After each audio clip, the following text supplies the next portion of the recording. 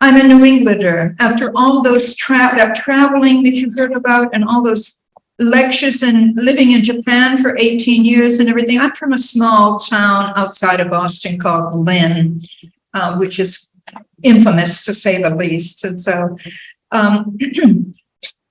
it was quite a while back when I actually discovered something that I was really thrilled about. I wanted to check with all of you and ask how many of you, by a show of hands, are artists? How many of you are artists? Oh, wonderful. A lot of people. And how many of you are practicing meditation? Almost as many. Thank you. I'll take it. I have 3 of them in my purse, but that's digging this way. This is my, yep, right, just in case. We'll see. We'll see. I pass these out in my meditation groups. As soon as we start meditating, somebody starts coughing and I slide it right over to them. So thank you very much. If I really need it, I'll go into it. I asked Kristen if she said, will you talk about your work? And I said, I'd love to, but could I really talk about my meditation or where I've come from also? I just came out of 3 years of solitary retreat. That's over 1,000 days by yourself in a hut, without contact, with no TV, I have yet to see a TV. It's been 4.5 years now since I turned on a TV. No radio, all of that. I was in touch with people by letter and occasionally by messages. My daughter was thrilled that I was doing a solitary retreat in this country instead of in New Zealand on the other side of the world, where I did a year from 2014 to 15. I started this solitary retreat in 2019 and went through until 2022, 3 years. Honey, it was just, I've always wanted to do it since I saw Birdman of Alcatraz, Burt Lancaster. So most of you are too young to remember that movie. I saw it when I was in elementary school, and I thought, what would happen if I was put into solitary retreat? Would I still create? Would I still be curious about life? Would I survive? And I never got a chance to get into solitary retreat, solitary confinement. Been pretty much clean liver, liver, right? Liver. I'm also having trouble with language, having not spoken for 3 years. So I'm still coming up. I ask my people in my classes, what's that word? And we come up with it finally. So I came to meditation actually through art, which is what you do. The first time I sat with meditation instructions, I went into a very deep, pristine place where self was gone, where there was no separation, where I was merged with that inner space. I knew I had been there many times before in my artwork. There was no me on that cushion, as there had been no me on the other end of that brush. No ego. No, not even working with judgment as to what color should come next or where the line should go, whether it was worth doing. I became as hooked on meditation as I had been hooked on art. I've been doing art for 50 or 60 years. I've been doing a daily meditation practice for 38. I became hooked on meditation like I had on art, on moving materials around paper or canvas or silk cloth, as we've been doing this week in class. And for years, I tried to understand what this was all about. What was this connection between meditation and art? How did they fit? And I kept looking for what we call breadcrumbs. Was it Hansel and Gretel? Yes. Oh, thank you. Right. And dropping the breadcrumbs. Right. So looking for information from others I'm a good researcher. knowledge about art and meditation and how they could fit together. And I searched for the work of psychologists, meditation teachers, and I wrote to fellow artists thirsty for some kind of an explanation on what I had experienced. In my art workshops, like the one I'm teaching this week, I asked if anybody else had ever experienced that feeling of losing self, of merging. And I was thrilled in some of my classes where they said 75% said, yes, we don't talk about it, but yes, especially among the advanced students. We shared something. Many of us know that experience actually from childhood, but we've forgotten about it. You remember being out as kids when you forgot to come home. Maybe you can't, yeah, we could do that, but kids can't nowadays, can't. They're not even let outside without adult supervision. But we watch our children or our grandchildren play, and we remember that space for sure. I was encouraged to find the writings of psychoanalysts and the interrelationship between art, psychology, and meditation. A quote, all three disciplines thrive when the curious in-between state of their attention is allowed to become dominant. This is what interests me. I can show slides of my textile work, and I will at the end, but this is what really interests me. And blessings on Kristen for letting me talk about this. I found somebody by the name Csikszentmihalyi. I don't know if any of you have ever heard of him. Oh, I love it when people say yes, yes. Really. So you know, his theory of flow, a Hungarian psychoanalyst from Chicago. I think eventually he passed away in California, only in the past 7 years or something like this.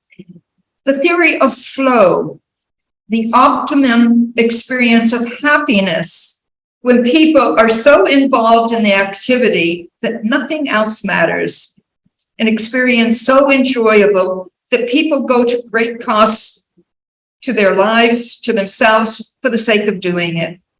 I learned that flow experiences dominate the lives of artists, as well as athletes, musicians, chess masters, and even surgeons. I think it was Arthur Ashe went into a sense of flow once. I mean, he's a long time ago tennis player. He went into a sense of flow. He was there for 2 weeks. He had trouble crossing streets. I mean, we really need to be helped when we're in that state. So moving to Japan, I studied more about the way or Do, and it was 18 years there, a place, I lived in Kyoto, a place of wonderful aesthetics, great support for artists. And that's where I really took my batik background that I had learned and picked up in Indonesia and went to Japan. And that's where I started studying Rozome, which is what I'm teaching this week, something that I love, and actually produced a book, The World of Rozome Wax Resist Textiles of Japan. And came back home eventually to a summer house in New Hampshire where I live year-round, sort of year-round. I'm the one who vacates every winter for about 3 months. So I don't go down to Florida. I go to Bali and stay. It's cheaper.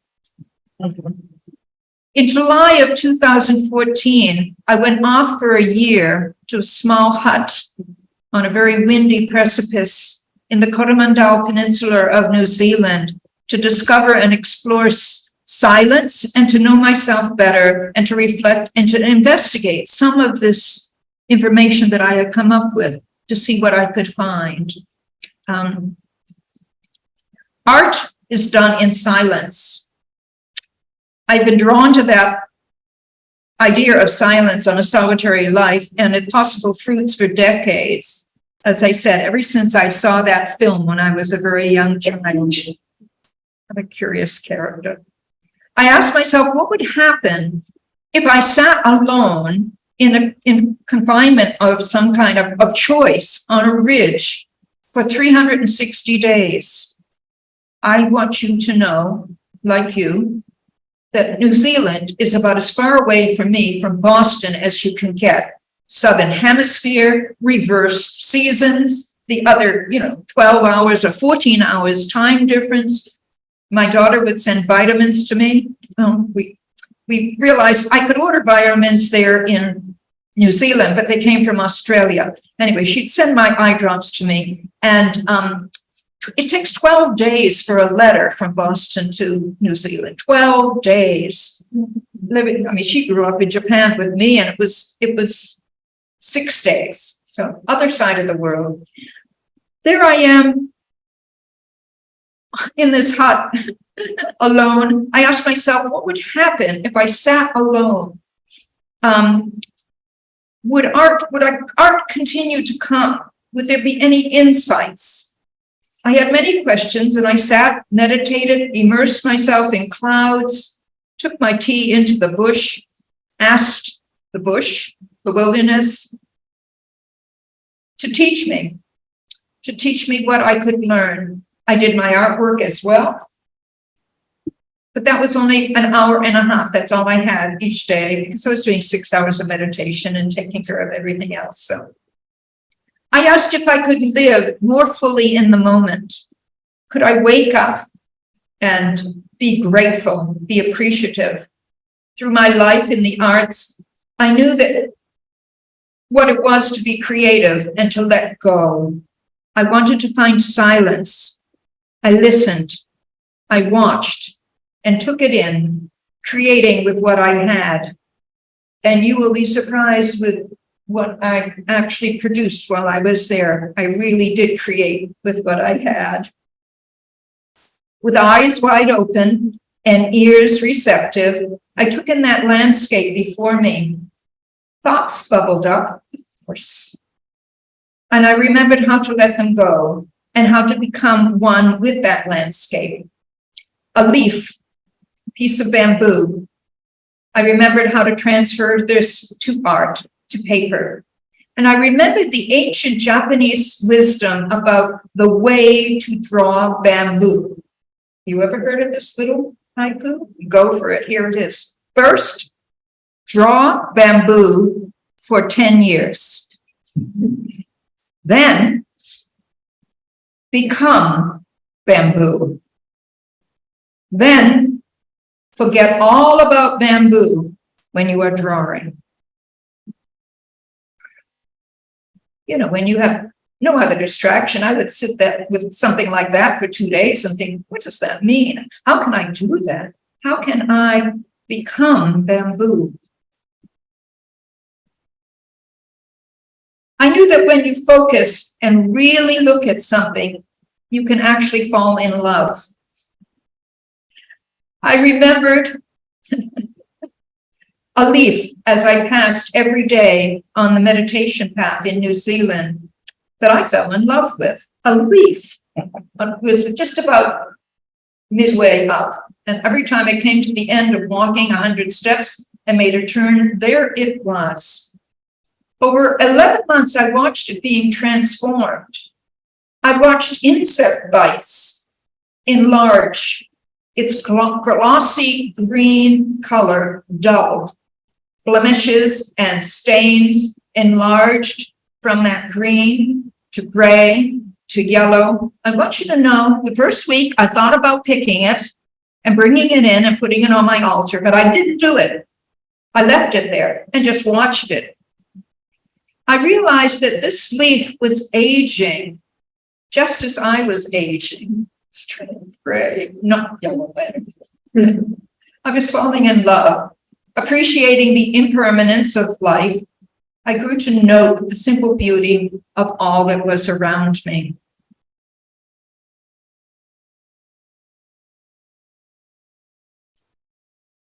I'll tell you the story. Maybe I can. Can I do it quickly? I have a daughter and a son, and she was kind of raised in Japan. And when she was her senior year of high school, I said, I think you should come with me backpacking in Asia so you know how to do this. And so there we were one Christmas vacation from high school, and she came with me to Thailand. And then we were up with the hill tribe in Thailand, in northern Thailand, many years ago. After tromping through the jungle, very amazing thickets. It reminded me of what Vietnam might have been. We crossed rivers, we met tribesmen with guns on their back, and feeling the echoes of that long ago Vietnam War that I had grown up with. We arrived in a high village, and I discovered my daughter, who avows any artistic ability whatsoever, there on her knees, surrounded by a gaggle of young children, working the earth, smoothing the brilliant red iron dirt, and making lines and patterns in it. Each child, I mean, there was no language, but Amanda was raised in Japan. She knows how to manage with foreign languages. Each child was making lines, picking up vibrant green leaves from the shrubs nearby, pressing them into that, creating an amazing abstract painting there on the ground with available materials. No shared language, no pre-planning, yet a cooperative project. It was a dazzling piece of art. And still, many years later, I can still see it in that glorious environment of painting in the hills of Thailand. This is what you do when you're on solitary retreat. You remember these kinds of things.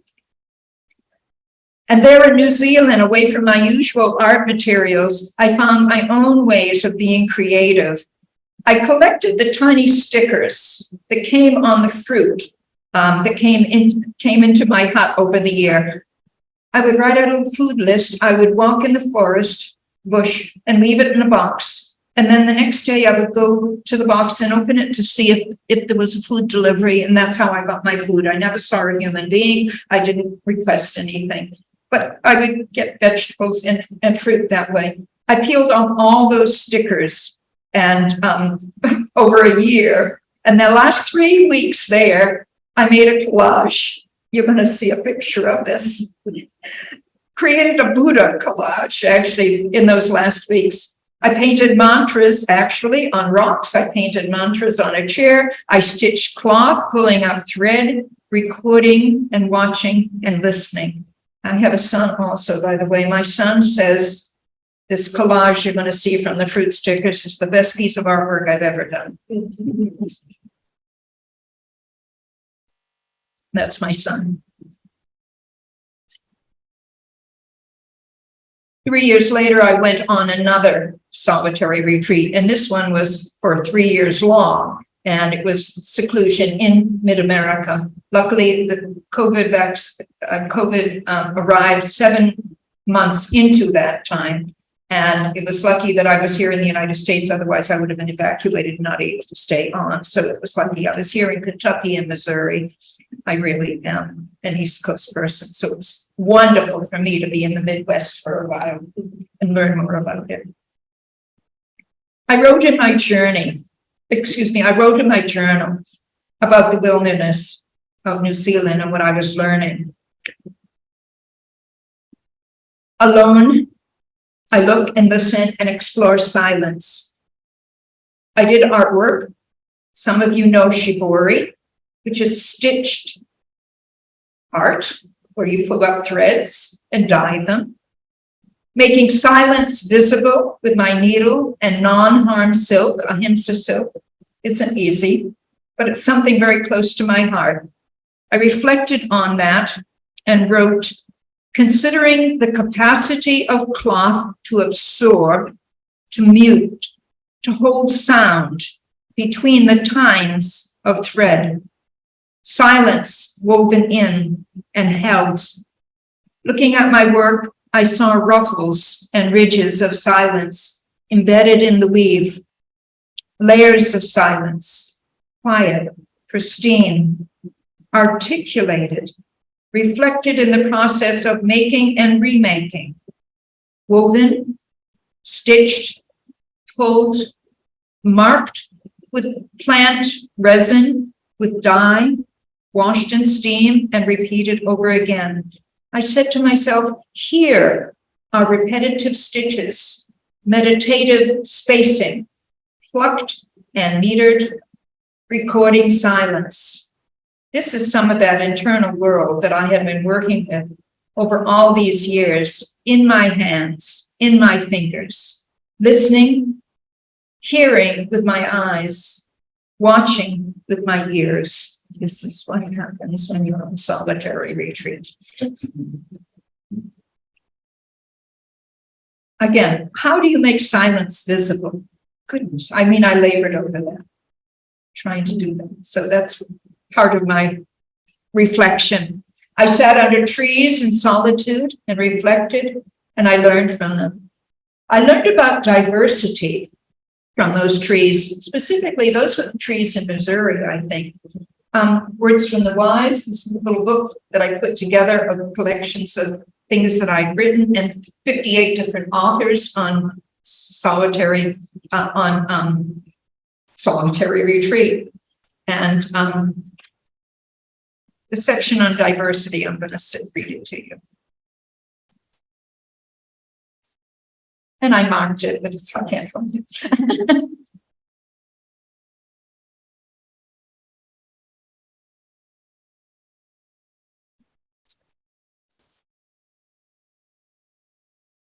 Thank you for waiting for me.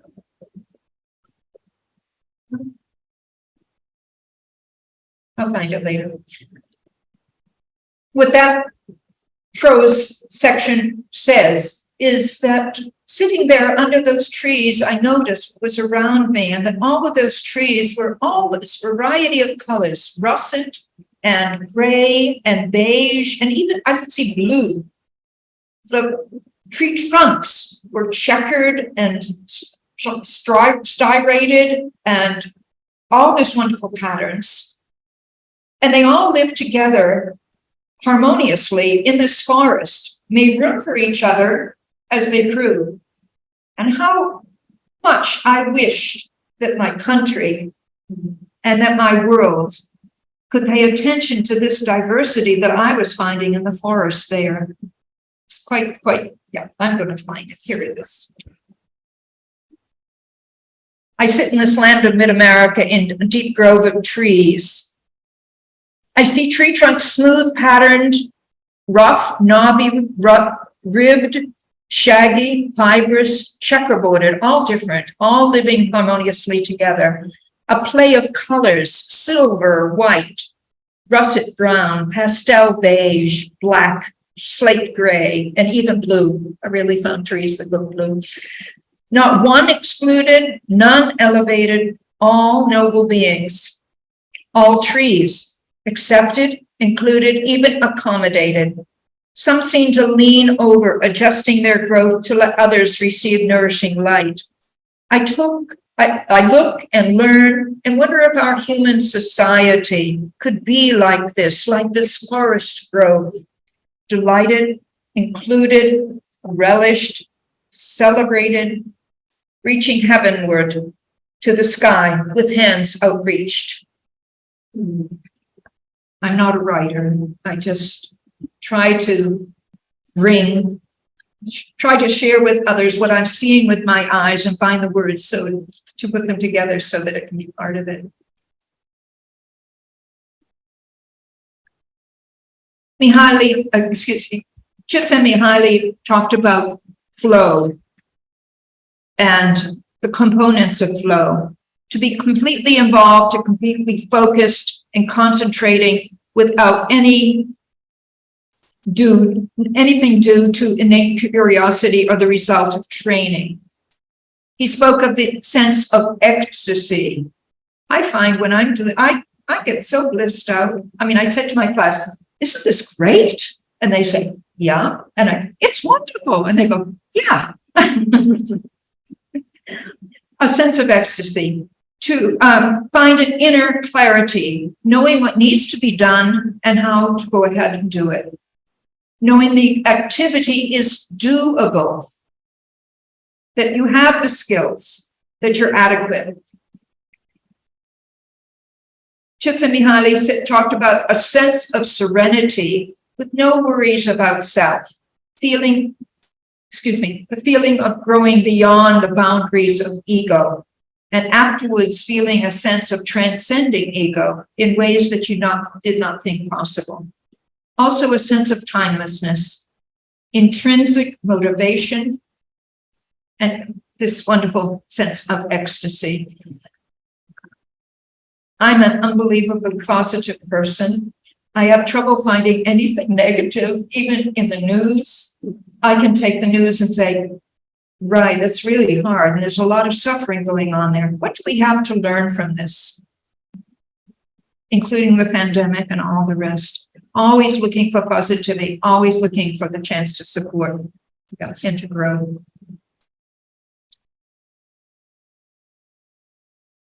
I wanted to share something else from here, sitting with trees. I would go in the forest and sit under the trees, and as I said, ask them to teach me, what could I possibly learn? I'm out here for an hour, I have my cup of tea, I'm going to meditate under this tree. Is there anything I can learn from it? And I wrote this little thing.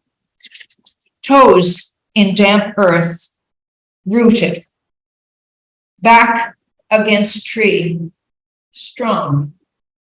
I slip inside and become one, grounded, strengthened, patient, flexible, stable, persevering. I mix my being with that of this tree and listen, traveling up rough bark with sap running smoothly, raising my arms upward to grow limbs and branches, spreading my fingers wide. They become web-like, lacy expansions that become buds in frothy green patterns later in the right season, a canopy of leaves kissed by the sun. Quietly I sit, going down to the earth, riding ridges up to the sky, dipping inside, becoming one, toes in damp earth, back on tree. That's what I did.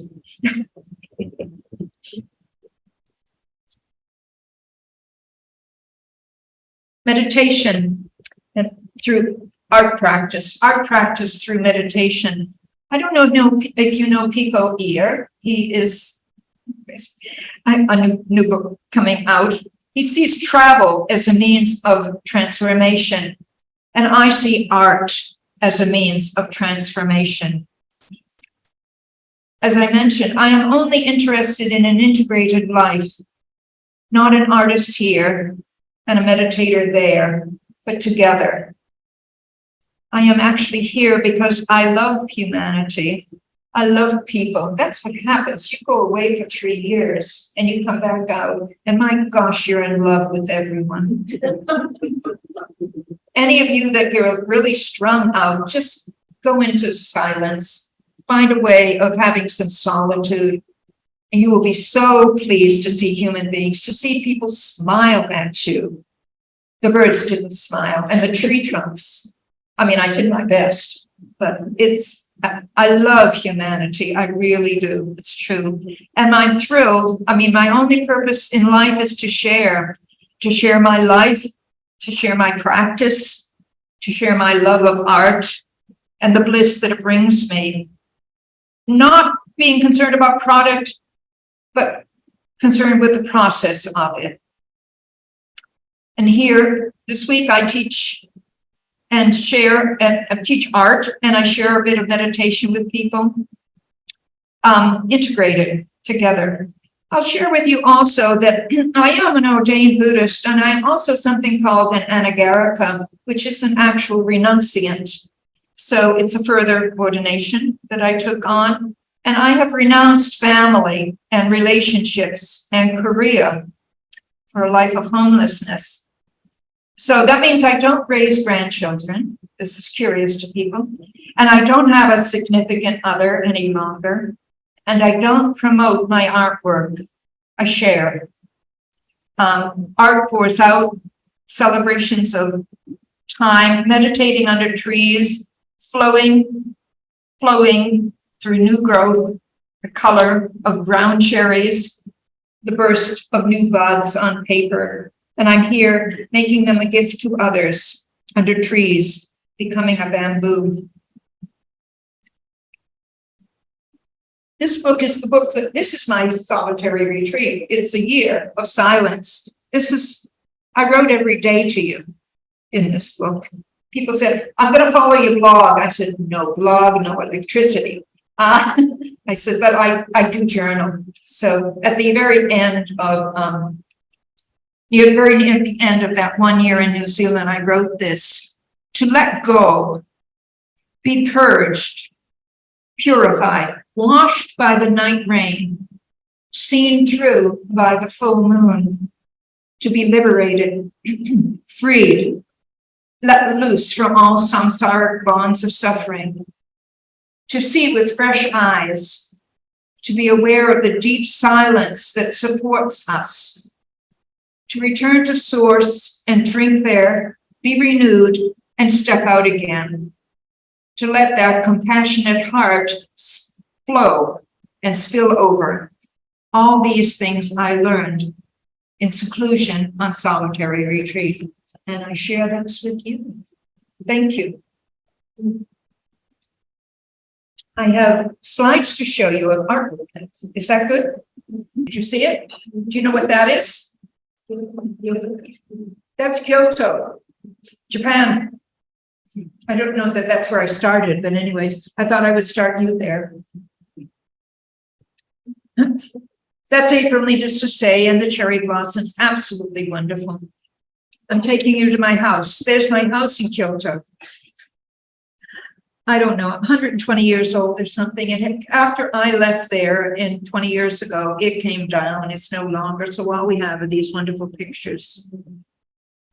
These are some of the things that I did when I first got to Kyoto. Then I was coming from Arizona, right? How did I get there? Anyways, so aloe. This is one of the first Rozome pieces that I did. Those of you that are my students will talk about this more tomorrow, how I did it. And there I am putting wax on silk.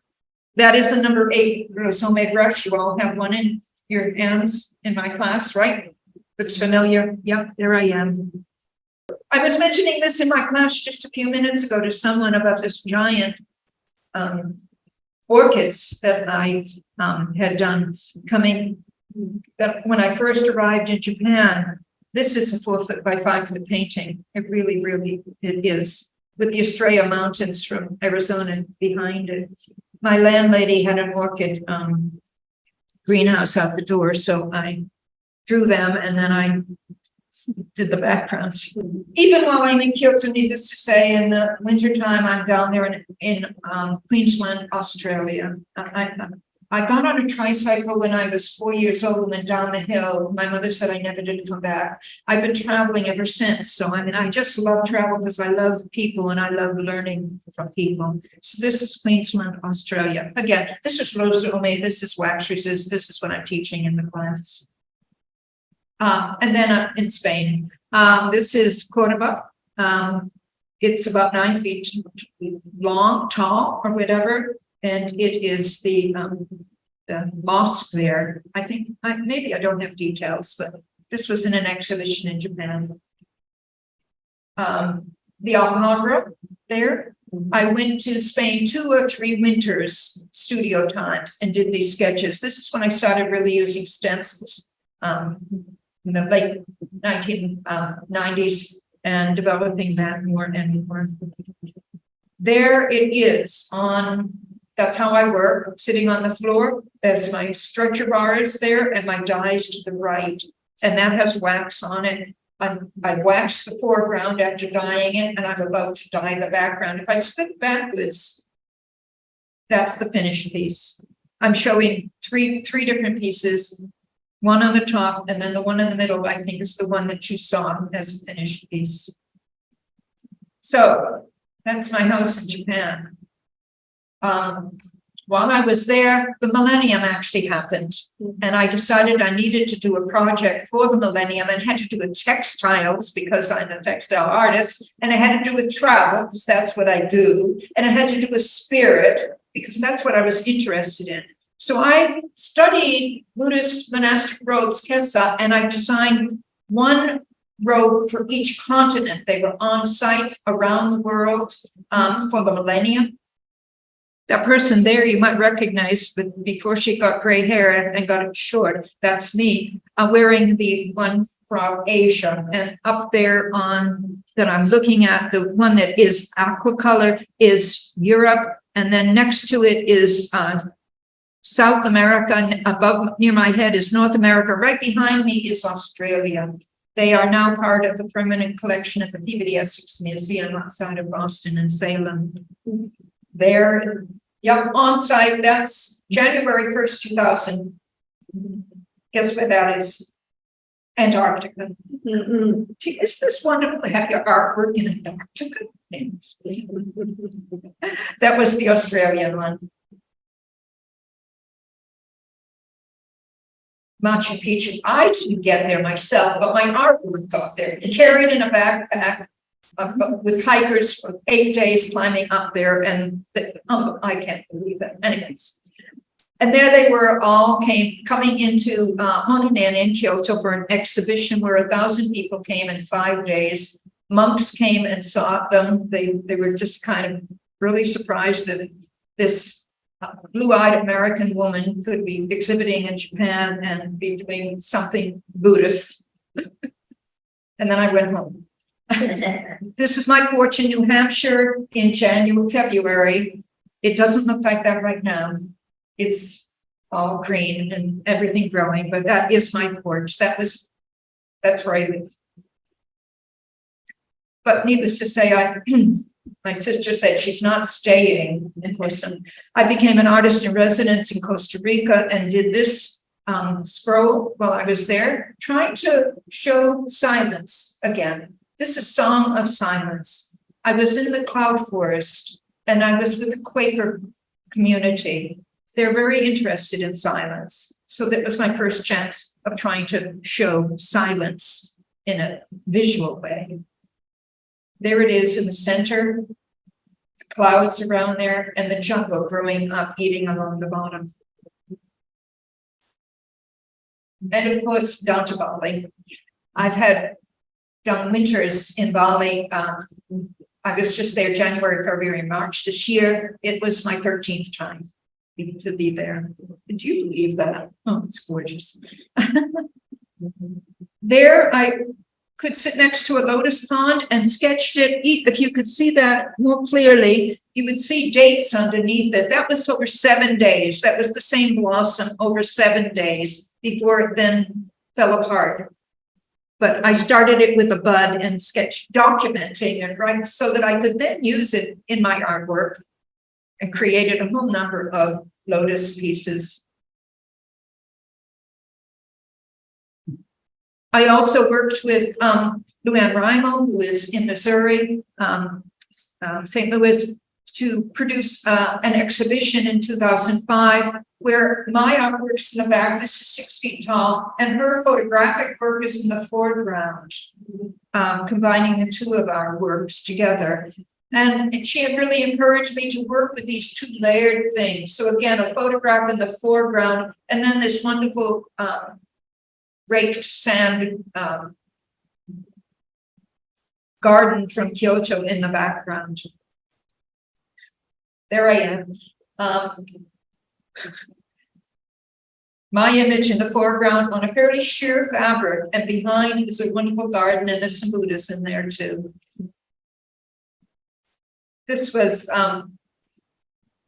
transformation, a scroll that I did. It's wonderful to be in Japan and be able to get your artwork mounted as a scroll. I just had another one done this past spring. This is called Transformation. And it's something called Hanbosen, half resist, wax applied to the back of the fabric rather than the front. Instead of shaded dyeing, this is shaded wax. This is the bridge over the river there in Bali, in Ubud, where I first visited in 1983 and have gone back, as I said, 13 winters since then to the same area. The moon in 1,000 cups. Sharing with other people. There's the finished piece. Here I am trying to capture the moon. How do you show the moon in 100 cups? I mean, I actually, in Bali, I'm out there with a teacup trying to look and see what's bright. Or that's a bucket in Mexico, no less, with me trying to see the moon. It's not quite full. And from there, working on laying out that larger piece that you saw. Here I am with 5 pieces of silk, trying to decide what it's going to look like. Here I am drawing out the pattern, the idea, so that it goes across just as kimono goes across the hems, the seams and all, my artwork does too. This is all preparation for this large piece. I had an exhibition space where there was 20, I could do a 20-foot piece for the first time. And there it is. And there it is. My son saw this. I mean, as I mentioned, he was interested in the stickers, but I told him this was an airport piece.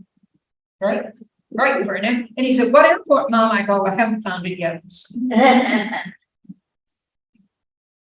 There's the piece. This is the one that he thinks is the best piece of artwork I've ever done. It's from the fruit stickers for 11 months, right? Here's the detail of it. Just what you wanted, right? It's on a wall down there in New Zealand. I didn't bring it home with me, but I have a picture of it. Reaching for Silence happens to be on the cover of this book. We used it for, thank goodness for graphics people who know how to do this. That's the exhibition I just did 3 months ago up in New Hampshire at the Buddhist Center. Art from 1,000 days. In case you don't know, 1,000 days, that's 3 years, not a little bit less than 3 years. This was work from being on solitary retreat more recently. Sea of Consciousness is in the classroom where I am right now today. This is one of the pieces that I finished while I was there. The background is ahimsa silk, non-harm silk. That's tea bags, dyeing those background, and then taking it and constructing it and finishing it while I was on solitary retreat. Another one that I had started in Spain and finished and completed in solitary retreat. There is a sea of consciousness. Boro, Japanese vintage fabrics that I gathered over many years. I brought them with me. People said, "What this?" I only went with one suitcase. I don't know how they all got down there. Anyways, these are kind of collage pieces that I did. This is called 1,000 Stitches. There are 1,000 stitches in this. I sat there and stitched in my lap. If you're wondering what the holes are in the front, those are from mice. This is old fabric I found at the flea market, and I thought, gosh, that's beautiful. Somebody said, "You want this?" I go, "Yes, I can make art from it." Fabric collage. And this is some of the drawings that I did on site out in the forest. My neighbor saw this piece. It was on exhibit. She goes, "How did you get that blue in there?" I said, "I painted it." The shadow behind it. They're berries and things that I found in the forest and brought back in with me and painted. And then both of them. And sometimes used an old stamp that somebody peeled up and put it on. A friend of mine was able to take those images that I could send while I was on retreat, and she put them onto fabric for me so that I could, that they were my original watercolors printed onto fabric that I then could stitch into. I love this little baby. My acorns, for sure. I want you to know that there were 23 pieces in this exhibition and 18 of them sold. Do you believe it? I don't know. I did trees, painted trees. This is the last of them. As I mentioned, sitting under trees, strongly connected with them. That's the last image. Thank you so very much. Excuse me. I have a question. Good. Have you ever done an exhibit in Minnesota? Have I ever done any what? Exhibit in Minnesota. No, I never have. I haven't been invited yet. But I could. No. The last time I was here in Minnesota teaching was with Split Rock, and it was 13 years ago. I've taught here, I think, maybe the first time was in 1996. Right. So I've been here I taught 4 times here. No, this is the first time at the Textile Center. That doesn't happen. Yes. You find that the open space becomes more and more integrated into your everyday life. Open space. I wish I was outdoors more, like I was able to be on solitary retreat. I mean, I had no other distractions. I had no friends. So I went out and hung out with the trees, We got a lot of mosquitoes this summer in New Hampshire. So so I haven't been out as much as I like, but I just swim in the lake every day. Anyways, yes, that open space is so important. Those of you that walk or run, take the earplugs out, unless there's traffic, really, and listen to what you might take in besides what you might see, and enjoy that time outside. It's so refreshing and so stimulating. Yeah. From elementary school, I was the one who drew pictures, from the 4th grade. And luckily my family was I went to art school. When I was in art school, there was no fibers department. We did do a little weaving. I was telling my class, I started dyeing batik in my senior year of college on my own in the bathtub on a 5th floor walk up in Boston. I don't know why I was drawn to it, but I was. And here I am, and I'm still doing it. So how did I find it? Right. Searching. I tell everyone, just look for the markers, keep your hands open, be receptive, go to the museums, take it in, do your drawing. Yeah. Look at people, love them. Sweetheart. Do you have students, Buddhist, do you teach? Yes. You do? Yes. All over? Do I have students all over? I do have students all over. I've been teaching. I've always taught since I was 5 years old. They didn't want me to go to art school because they thought I had a talent for teaching. My art teacher in high school said, but she could go to art school and do her teaching degree. And so that is what I did. You're a good teacher. Yeah, had it really been, it was not easy. Yes, dear. I just first of all, thank you for that wonderful talk. You're so very discussion about your solitary time as well as your work. And I really find your work to be quite beautiful. One of the things that I was interested in is the Rozome pieces. And I was glad that you showed some of your sketches and paintings, because to me, there seems to be a very intentional choice to paint with wax, to paint and resist rather than to directly paint with pigment. And I wonder if you could speak a little bit about the choice of the Rozome process and Why how you're drawn to I would do that instead of being an oil painter or a watercolorist. Yeah. The closest of the typical ones that connects with wax resist with batik is watercolor on white paper. That's the closest connection for sure. 4th grade crayon drawings, right? Wax crayons on paper, love it. And then they gave me some poster paint, and they say cover that wax drawing with the poster paint.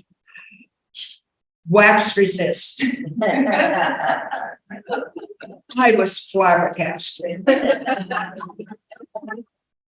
4th grade. I've been doing it ever since. Really? Did you ever have a chance to do that? Oh, yeah. Well, I mean, the rest of you went off to be statisticians or something, or doctors or attorneys or whatever. And I just kept doing it with the wax crayons and the poster paint.